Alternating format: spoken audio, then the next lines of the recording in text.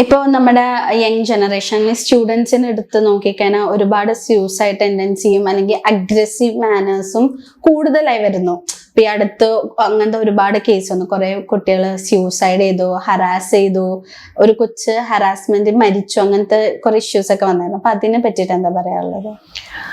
ഇത് നമ്മളെല്ലാം എത്തുന്നത് ഒരേ പോയിന്റിലേക്കാണെന്ന് പറയേണ്ടി വരും. കുട്ടികളെ കുറിച്ച് പറയുമ്പോൾ നമുക്ക് കുട്ടികൾ എന്ന് പറയുന്ന ഒരു സ്പീഷീസ് ആയിട്ട് നമുക്ക് പറയാൻ പറ്റില്ല. കുട്ടികൾ എന്ന് പറയുമ്പോൾ അവരുടെ ഉത്തരവാദിത്തപ്പെട്ട അഡൽസ് ആരാണ് അവിടെ എന്ന് ആദ്യം ചോദിക്കേണ്ടി വരും. കാരണം ഇപ്പൊ ഒരു 12 വയസ്സ് വരെ ഒരു കുട്ടിക്ക് എന്ത് പ്രോബ്ലം പറഞ്ഞാലും ആദ്യം ചോദിക്കുന്ന ചോദ്യം അത് ജന്മന ഉള്ളതാണോ, അങ്ങനെയാണെങ്കിൽ ചൈൽഡ് സൈക്കോളജി, അങ്ങനെ അല്ല ഇടക്കാലം വെച്ചുണ്ടായ ബിഹേവിയറൽ ഇഷ്യൂ ആണെങ്കിൽ പാരന്റ്സിനെ വിളിക്കുന്ന പറയാം. അപ്പൊ എന്ന് പറയുന്ന പോലെ ഈ പറയുന്ന കുട്ടികളുടെ പേരൻസ് എവിടെ, ആ ഉത്തരവാദിത്തപ്പെട്ട അഡൽസ് എവിടെ? ഇപ്പൊ നമ്മുടെ കുട്ടി പുറത്തേക്ക് പോയി ആ കുട്ടീനെ ഒരാൾ കളിയാക്കി അല്ലെങ്കിൽ ഒന്ന് തോളത്തിട്ട് തട്ടി എന്ന് കരുതിയിട്ട് ആ കൊച്ചു ഉടനെ തന്നെ അങ്ങ് മനസ്സ് ഡൗൺ ആയി പോവല്ല. അതെന്തുകൊണ്ടാണ് അങ്ങനെ പോയത് എന്ന് വെച്ച് കഴിഞ്ഞാൽ ചിലപ്പോ ഇതിനൊക്കെ ബേസിക്കലി റീസൺ അപ്പൊ കോൺഫിഡൻസ് ഇല്ലായ്മ ഉണ്ടാവാം. ഞാൻ അങ്ങനെ അത്ര നല്ലൊരാളല്ല, ഒരു ഫെയിലിയർ ആണ്, ഗുഡ് ഫോർ നത്തിങ് ആണെന്നൊക്കെ പറയുന്ന ഒരു ചിന്താഗതി പൊതുവിൽ ഉണ്ടായിരുന്ന ഒരു കുട്ടിയായിരിക്കാം. എങ്ങനെയാണ് ഈ പൊതുവിൽ അങ്ങനെ ഒരു ചിന്താഗതി ഉണ്ടാവുക? നമ്മുടെ അടുത്ത് അങ്ങനെ നമ്മൾ നടന്നു പോണ വഴിക്ക് ഒരാൾ പറയാ നീ തന്നെ കാണാൻ കൊള്ളില്ല, പല്ല് പൊങ്ങിയതാന്ന് പറഞ്ഞാൽ എനിക്ക് ചിലപ്പോ അത് വിശ്വസിക്കാൻ തോന്നൂല. അൺലെസ് ഞാൻ വീട്ടിൽ പോകുമ്പോ എന്റെ വീട്ടിലും അത് തന്നെയാ പറയണമെങ്കിൽ എന്റെ വീട്ടിലുള്ള ആൾക്കാർ പറയാം അയ്യോ കൊച്ചിന്റെ പല്ല് കണ്ടില്ല, ഇതിനിപ്പോ എന്താ ചെയ്യാൻ, എങ്ങനെ കെട്ടിക്കും എന്ന് പറഞ്ഞാണ് വീട്ടുകാർ ഇരിക്കണമെങ്കിൽ എനിക്ക് അപ്പോഴേ മുതലൊരു തോന്നലാണ് ഞാൻ ഈ സമൂഹത്തിൽ ഇച്ചിരി കുറഞ്ഞതാണെന്ന്. കാരണം എന്റെ വീട്ടുകാരത് പറയണേ, എന്റെ കൂടെ ഞാൻ ട്രസ്റ്റ് ചെയ്ത് നിൽക്കുന്ന എന്റെ അഡൽസ് ആണ് അത് പറയണേ. അല്ലാതെ അപ്പുറത്തെ വീട്ടിലൊരാൾ പറഞ്ഞെന്നോർത്ത് എനിക്കൊന്നും തോന്നൂല. വീട്ടില് എനിക്ക് അങ്ങനെയുള്ള ഒരു അപരിചിത ബോധം ഓൾറെഡി ഉണ്ടാക്കി വെച്ചിരിക്കുന്ന സമയത്ത് ഞാൻ പുറത്തേക്ക് പോകുമ്പോ എന്റെ ഒരാൾ അങ്ങനെ പറയുകയാണെങ്കിൽ എനിക്കത് ഫീൽ ആവും. അപ്പൊ എന്തിനാ എനിക്ക് ഫീൽ ആയെന്ന് വെച്ച് കഴിഞ്ഞാൽ ഇതുകൊണ്ടാ ഫീൽ ആയ. അതേസമയം ഒരു കുഴപ്പമില്ല, വീട്ടിൽ മോളെ നിന്നെ കാണാൻ നല്ലത് തന്നെ, നിനക്ക് ഒരു കുറവില്ല, അതങ്ങനെ പലതും ഉണ്ടാവും. പല ആൾക്കാർക്ക് പല്ലും മുടിയും കളറ് അങ്ങനെയൊക്കെ മാറി മാറി വരും എന്നുള്ള രീതിയിൽ പറയുന്ന പൊതുവിൽ ശീലിപ്പിച്ചിട്ട് ഒരാളാണെങ്കിൽ എന്നെ പുറത്തേക്ക് ഒരാൾ പോകുമ്പോ അയ്യോ ഇതെന്താ പല്ല് പൊങ്ങിയിരിക്കണമെന്ന് ചോദിച്ചാൽ എനിക്ക് അയാളുടെ പുറത്ത് ചിരി വരും. ഈ സമൂഹത്തിൽ ഇടപെടാൻ അറിയാത്ത ഒരാള്, എനിക്ക് അങ്ങനെ തോന്നുള്ളൂ അയാളെ പറ്റി. അയാളെന്താ അങ്ങനെ ഇടപെടണേ, ഞാൻ ആരെയും അങ്ങനെ കളിയാക്കാറില്ലല്ലോ, അന്ന് നമ്മളെ കാണുമ്പോ അയാൾക്ക് കളിയാക്കാൻ തോന്നണേ, അയാൾക്ക് എന്ത് കുഴപ്പമുള്ളല്ലോ എനിക്ക് തോന്നും. അതെന്താ ബോഡി ഷെയിം ചെയ്യണമെന്ന് നമ്മൾ വിചാരിക്കും. അതെന്താ എന്റെ അടുത്തേക്ക് ആ എനർജി എത്തുകയില്ല. അയാൾ പറഞ്ഞ ഡയലോഗ് എന്റെ തലയിൽ ഇരിക്കുകയില്ല. എന്നിട്ട് നമ്മൾ വീട്ടിൽ വന്നിട്ട് ഒരു അയാളുടെ ആളുണ്ട്, അയാൾ ഇങ്ങനെ കാണുന്നവരോടൊക്കെ ഇങ്ങനെ അവരുടെ ബോഡീനെ കുറിച്ച് പറഞ്ഞുകൊണ്ടിരിക്കുകയാണെന്ന് പറയും. ഒരിക്കലും നമുക്കത് നമ്മുടെ ഒരു പ്രശ്നമായിട്ട് ഫീൽ ചെയ്യില്ല. സോ ബേസിക്കലി എന്തുകൊണ്ട് അപരിചിതബോധം ഉണ്ടാവുന്നു എന്നൊക്കെ ചോദിച്ചു കഴിഞ്ഞു കഴിഞ്ഞാൽ ഇത് എവിടെയോ നമുക്ക് ഒരുപാട് ട്രസ്റ്റഡ് ആയിട്ടുള്ള, നമ്മൾ ഒരുപാട് സ്നേഹിക്കുന്നു എന്ന് സമൂഹം പറയുന്ന അച്ഛൻ, അമ്മ, അപ്പൂപ്പൻ, അമ്മൂമ്മ കാറ്റഗറി നിൽക്കുന്ന ആരോ എന്നോട് എന്തോ പറഞ്ഞു തന്നിട്ടുണ്ട്. അത് ചോദിച്ചു ചെല്ലുമ്പോൾ മിക്കവാറും മനസ്സിലാവുന്നും ഉണ്ടാവും. ഇതേപോലെ അപ്പിയറൻസ് ഉള്ള 2 പേരെ ഒരുപോലെ ഈ 2 തരത്തിലുള്ള വീട്ടിൽ നിന്ന് വരുന്നവരെ ഒന്ന് കളിയാക്കി നോക്കിയാൽ അവരുടെ റിയാക്ഷനിൽ നമുക്കത് മനസ്സിലാവും. അവരോട് ചോദിച്ചാൽ ആദ്യം ആരാണ് ഇത് പറഞ്ഞു പഠിപ്പിച്ചതെന്ന്. അവര് പറയും വീട്ടിൽ പണ്ട് ഇങ്ങനെ പറയായിരുന്നു, അവിടെ നിന്ന് അത് കിട്ടിക്കണം. മറ്റേ പറയുമ്പോൾ ഇല്ല എന്റെ വീട്ടിൽ ആരും അങ്ങനെ പറയാറില്ല. അതന്നെ ഈ ഇപ്പം ഈ ഒരു സൂസൈഡ് ടെൻഡൻസിയുടെ അപ്പുറം നോക്കുകയാണെങ്കിൽ ഇപ്പോഴത്തെ കുട്ടികൾ ഇച്ചിരി കൂടെ അഗ്രസീവ് ആയിട്ട് വരുന്നുണ്ട്. അതും ഒരു ഇപ്പൊ പാരന്റിങ്ങിന് മാത്രം നമുക്ക് ആ കുട്ടിയെ ഇടപെടുന്നത് മാത്രമല്ലല്ലോ, സ്കൂൾസ് ഉണ്ട്, സൊസൈറ്റി ഉണ്ട്. അപ്പൊ അങ്ങനെ ഒരു ഇൻഫ്ലുവൻസ് എങ്ങനെ? ശരിക്കും സമൂഹം മൊത്തമാണ് ഒരു കുട്ടിയുടെ ഒരു ബിഹേവിയർ രൂപീകരണത്തിൽ വരുന്നത്.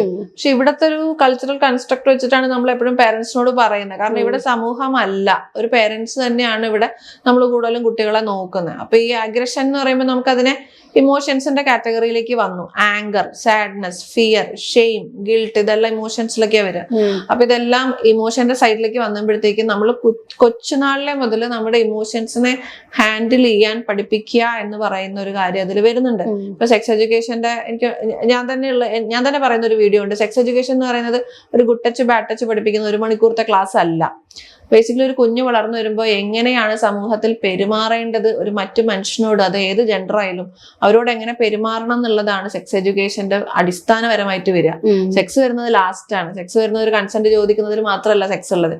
ഒരാളോട് പെരുമാറാൻ അറിയണം ആദ്യം, എന്നിട്ടാണ് അത് ചോദിക്കേണ്ടി വരിക എന്ന് പറയണം. അല്ലെ, ഈ ഇമോഷൻസിന്റെ കാര്യം പറയാനാണെങ്കിൽ ചെറുപ്പനാള് മുതലേ നമ്മളെ ഇമോഷൻസിനെ ഹാൻഡിൽ ചെയ്യാൻ പഠിപ്പിക്കുന്ന ഒരു രീതിയുണ്ട്. അതിനകത്ത് ഏറ്റവും ആദ്യം നമുക്ക് കാണാനാണെങ്കിൽ ഇപ്പൊ കരയുന്ന കുട്ടികളോട് അതിനെ ഇഗ്നോർ ചെയ്യുക, തീരെ ശ്രദ്ധിക്കാതിരിക്കുക. അപ്പൊ അഗ്രസീവായിട്ടിരിക്കുമ്പോൾ അവരെ ശ്രദ്ധിക്കാതിരിക്കുക. അവരുടെ ഇമോഷൻസിനെ എന്ത് ചെയ്യണമെന്ന് അവരോട് പറഞ്ഞു കൊടുക്കണം. നമ്മള് ഇമോഷൻസ് ഇപ്പൊ കരയുന്ന ഒരു കുട്ടിക്ക് എനിക്ക് ചോക്ലേറ്റ് വേണമെന്ന് പറഞ്ഞിട്ടൊരു കരയുന്നൊരു കുട്ടി. അപ്പൊ ഈ ചോക്ലേറ്റ് വേണമെന്ന് പറയുന്നത് നമുക്ക് അതിന്റെ കണ്ടന്റ് ആയിട്ട് കാണാം, ആ കുട്ടിയുടെ ആവശ്യം റിക്വയർമെന്റ് ആയിട്ട് കാണാം. അതൊരിക്കലും സാറ്റിസ്ഫൈ ചെയ്ത് കൊടുക്കാൻ ചിലപ്പോൾ എനിക്ക് സാധിക്കില്ല. അത് ആ സമയം അതിന് പറ്റുന്നതല്ല. ആ തീരുമാനം ഞാൻ ആദ്യമേ എടുക്കും. ആസ് എ പാരന്റ് ചോക്ലേറ്റ് ഇന്ന് വാങ്ങില്ല. പക്ഷെ ഇത് ഞാൻ അങ്ങനെ പറയില്ല കുട്ടിയോട്, കാരണം കുട്ടി ചെറുതല്ലേ. അപ്പൊ ചോക്ലേറ്റ് വാങ്ങാൻ പറ്റില്ല എന്ന് പറഞ്ഞാലും അത് എന്റെ മനസ്സിൽ എന്റെ കൺട്രോൾ എന്റെ കയ്യിലുണ്ടെന്നുള്ള പൂർണ്ണ ബോധ്യം എനിക്കുള്ളതുകൊണ്ട് എനിക്ക് പിന്നെ ദേഷ്യം വരൂല. കാരണം ഈ കൊച്ചിന് എത്രയുണ്ട്, അതിന് പോയിട്ട് ചോക്ലേറ്റ് വാങ്ങാൻ പറ്റൂല. പിന്നെ ബാക്കി എന്താ നിൽക്കുന്നത്? അതിന്റെ സങ്കടമല്ലേ, കരച്ചിലല്ലേ. അത് ഞാൻ കൂടെ ഇരിക്കും, അത് കഴിയണവരെ. സങ്കടം മാറും, ചോക്ലേറ്റ് വരില്ല. മനസ്സിലായോ? അപ്പൊ അമ്മ ഇരിക്കും, കെട്ടിപ്പിടിക്കും, തടയി തരും, ഉമ്മ തരും. എന്നിട്ട് അവസാനം പറയും, മോനെ ഇപ്പൊ മാറിയോ, ചോക്ലേറ്റ് നമുക്ക് വേറൊരു ദിവസം മേടിക്കാം, ഇന്ന് നമുക്ക് വാങ്ങാൻ പറ്റൂല. അങ്ങനെ ഒരു 1-2 പ്രാവശ്യം ആയി കഴിയുമ്പോൾ ആ കുട്ടിയുടെ ഇമോഷൻസ് റെഗുലേറ്റ് ചെയ്യാണ്. ആ കുട്ടിക്ക് കരഞ്ഞു എന്ന് വിചാരിച്ചിട്ടൊന്നും കിട്ടാൻ പോകുന്നില്ല എന്ന് പറയുമ്പോൾ ആ കുട്ടി തന്നെ ഇമോഷൻസിനെ റെഗുലേറ്റ് ചെയ്യുന്നുണ്ട്. ഇനി ആസ് എ പേരന്റ് നമ്മൾ പതുക്കെ വേറൊരു കാര്യം കൂടി പഠിപ്പിക്കുന്നത്, ഇമോഷൻസ് ഇനി നമ്മളിപ്പോ കരയാനൊക്കെ, ചോക്ലേറ്റ് മാത്രമല്ലോ, ലൈഫിൽ ഒരുപാട് കാര്യങ്ങളിൽ നമുക്ക് കരയാനൊക്കെ തോന്നും. ഇങ്ങനെ വരുന്ന സമയത്ത് മറ്റൊരാളുടെ സഹായമില്ലാതെ, ഇപ്പൊ അമ്മ കൂടെ ഇരിക്കുന്നുണ്ട് എന്ന് കരുതി അമ്മ അറ്റം വരെ ഉണ്ടാകാൻ പോകുന്നില്ല. അപ്പൊ അമ്മ ഇല്ലാത്തൊരു സാഹചര്യം വരാം, അങ്ങനെ ഒരു ലോകം ഉണ്ടാവും. അമ്മമാരെ ഉണ്ടാവില്ലല്ലോ എപ്പോഴും. അപ്പൊ അങ്ങനെ ഒരു അച്ഛനും അമ്മയും ബോത്ത് ഉണ്ടാവാത്ത സാഹചര്യത്തിലും സങ്കടം ഉണ്ടാവും. അപ്പൊ ആ സങ്കടത്തിന് എന്ത് ചെയ്യണം? നമ്മൾ മനസ്സിലാക്കേണ്ട ഒരു കാര്യം, ചോക്ലേറ്റ് നമുക്ക് എപ്പോഴും കിട്ടില്ല എന്ന് പറയുന്ന പോലെ തന്നെ നമ്മുടെ ലൈഫിൽ എല്ലാ സമയത്തും കിട്ടൂല. അപ്പൊ ആ റിജക്ഷൻ, ആ നോ, അത് വരാം കേട്ടോ. അത് എവിടം വരെ വരാം? ഒരു പെണ്ണിനെ പ്രപ്പോസ് ചെയ്യുമ്പോഴും വരാം, ചോക്ലേറ്റ് കിട്ടുമ്പോഴും വരാം. അപ്പൊ എല്ലായിടത്തും നോ ബേസിക്കലി ഉണ്ട്. ഒരു ക്വസ്റ്റ്യൻ ചോദിച്ചാൽ അതിന് 2 ഉത്തരം എന്തായാലും വരും. അപ്പൊ അത് ഓട്ടോമാറ്റിക്കലി എക്സ്പെക്ട് ചെയ്യാം. അപ്പൊ അത് കിട്ടൂല. പിന്നെ ബാക്കി നിൽക്കുന്നത് എന്താ? നമ്മുടെ സങ്കടമല്ലേ. ആ സങ്കടത്തിൽ നിന്ന് ഒരു കാര്യം മനസ്സിലാക്കാം, കുറച്ചു നേരം കഴിയുമ്പോൾ തീരും. ഓക്കെ, അത് തീരുന്നവരെ ഒന്ന് വെയിറ്റ് ചെയ്യുക. അത് സങ്കടത്തിന്റെ ഇടയിൽ പോയിട്ട് വേറെ ആരെയും ബുദ്ധിമുട്ടിപ്പിക്കാതിരിക്കുക. എനിക്ക് സങ്കടം വരുന്നു, എനിക്ക് സങ്കടം വന്നിട്ട് അത് കുഴപ്പമൊന്നും കാര്യമൊന്നുമല്ല എന്ന് പറയുന്ന പോലത്തെ ഒരു എനർജി തന്നെയാണ് ആങ്കറും. അപ്പൊ ആകെയുള്ള ഒരു ഡിമാൻഡ് വെക്കുന്നത്, ആ ഇമോഷൻ കടന്നു പോയിക്കൊണ്ടിരിക്കുന്ന സമയത്ത് ഒന്നും ചെയ്യാതിരിക്കുക. അതിനെ ഹാൻഡിൽ ചെയ്യുന്ന പല ടെക്നീക്സ് ഉണ്ട്. അത് പക്ഷെ ജനറലിസ്റ്റിക് ആയിട്ട് എനിക്ക് പറയാൻ പറ്റില്ല എല്ലാരും ഇത് തന്നെ ചെയ്യണമെന്ന്. അത് ഓരോരുത്തർക്ക് സ്പെസിഫിക് ആണ്, ഒരാളുടെ ക്യാരക്ടർ, ഒരാളുടെ ഇഷ്ടങ്ങൾ വെച്ചിട്ട് നമുക്ക് വേണമെങ്കിൽ പറയാം. അപ്പൊ നമ്മൾ പറയാം, ആ രീതിയിൽ ആ ആങ്കർ ഉള്ള സമയത്തിന് നിങ്ങളൊന്ന് ഹാൻഡിൽ ചെയ്യൂ. അത് കഴിഞ്ഞിട്ട് തീരുമാനങ്ങൾ എടുക്കാം, അത് കഴിഞ്ഞിട്ട് നമുക്ക് ചിന്തിക്കാം, അത് കഴിഞ്ഞിട്ട് സംസാരിക്കാൻ പോലും അത് കഴിഞ്ഞിട്ട് മതി. ദേഷ്യമുള്ള സമയത്ത് എടുക്കുന്ന തീരുമാനം, ആ സമയത്ത് പറയുന്ന വർത്താനം ഒക്കെ മിക്കവാറും നമ്മൾ പിന്നീട് റിഗ്രറ്റ് ചെയ്യും. അത് കഴിഞ്ഞ് വരാൻ പോകുന്നത് ഒരു ഭയങ്കര ഗിൽട്ടാ. ആ സമയത്ത് സംസാരിച്ചു പോയിട്ടുണ്ടെങ്കിൽ, അയ്യോ അങ്ങനെ പറയണ്ടായിരുന്നു, അങ്ങനെ ചെയ്യണ്ടായിരുന്നു, അത് ചെയ്തോണ്ടല്ലേ. അപ്പൊ അതുകൊണ്ട് ആ ആങ്കർ ഒന്ന് തീരുന്നവരെ ആ സമയത്തില് നമ്മളെ തന്നെ ഒന്ന് ഹാൻഡിൽ ചെയ്യാം. അതെങ്ങനെ ഹാൻഡിൽ ചെയ്യണം? ഇപ്പൊ ഹാൻഡിൽ ചെയ്യുമ്പോൾ എല്ലാവരും ചോദിക്കുന്ന ചോദ്യം, എങ്ങനെയാ ഇത് ഹാൻഡിൽ ചെയ്യാം? അത് ടെക്നിക്ക് ഉണ്ട്. അതിപ്പോ ചില ആൾക്കാരോട് നമ്മൾ പറയുന്നത്, ഇപ്പൊ ഇടിച്ച് തന്നെ തീരുള്ളൂ, ഇനി ഇതല്ല, എനിക്ക് വേറെ വഴിയില്ല എന്ന് പറയുമ്പോൾ നമ്മൾ പറയും, എന്നാ വീട്ടിലൊരു പഞ്ചിങ് ബാഗ് തൂക്കിയിടാൻ പറയും. അവർക്ക് ഇടിക്കണമെന്നല്ലേ ഉള്ളൂ, ഒരു മനുഷ്യനെ ഇടിക്കാതിരുന്നാൽ മതിയല്ലോ എന്ന് പറയാം. അപ്പൊ അങ്ങനെ എന്ത് രീതിയിൽ നിങ്ങൾ മാനേജ് ചെയ്യുന്നുള്ളത് അല്ല വിഷയം, നിങ്ങളത് മാനേജ് ചെയ്യുക എന്നുള്ളതാണ് വിഷയം. അപ്പൊ ഈ ഇമോഷൻ എന്ന് പറഞ്ഞാൽ ഇത്രയേ ഉള്ളൂ. അതൊരു ടൈമാണ്, ആ ഒരു സ്പാനാണ്, ആ ഒരു എനർജിയാണ് എന്ന് പറയുന്ന കാര്യം കുഞ്ഞുനാളിലെ മുതൽ നമ്മളൊന്ന് ശീലിപ്പിക്കാവോ. അപ്പൊ അവരും ആ ഇമോഷൻസിനെ കുറിച്ച് പഠിക്കും. ഇതൊക്കെ പഠിപ്പിക്കുന്ന ഒരുപാട് സിനിമകള്, പുസ്തകങ്ങള് ഒക്കെ ഉണ്ട്. പക്ഷെ ഞാൻ ഇവിടുത്തെ സിനിമ തിയേറ്റേഴ്സിലൊന്നും ആ സിനിമകൾ കളിക്കുന്നതോ അതൊന്നും അധികം കണ്ടിട്ടില്ല. അത് വളരെ കുറച്ചുള്ളൂ ഇവിടെ.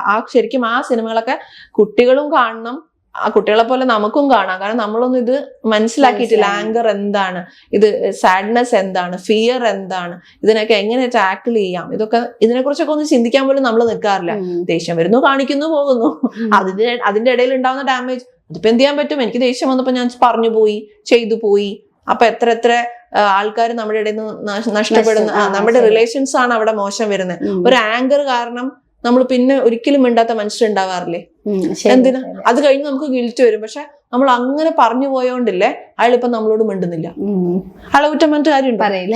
പറഞ്ഞ കാര്യമില്ല. അപ്പൊ ആ ഒരു സമയം നമ്മളൊന്ന് നിയന്ത്രിച്ചിരുന്നെങ്കിൽ, നിയന്ത്രണം എന്ന് പറഞ്ഞാൽ കൺട്രോൾ അല്ല കേട്ടോ. അപ്പോഴും ഇപ്പൊ പഞ്ചിങ് ബാഗിൽ ഇടിക്കാൻ പറയുന്ന ഒരിക്കലും കൺട്രോൾ അല്ല, അത് ലെറ്റിംഗ് ഇറ്റ് ഔട്ട് ആണ്.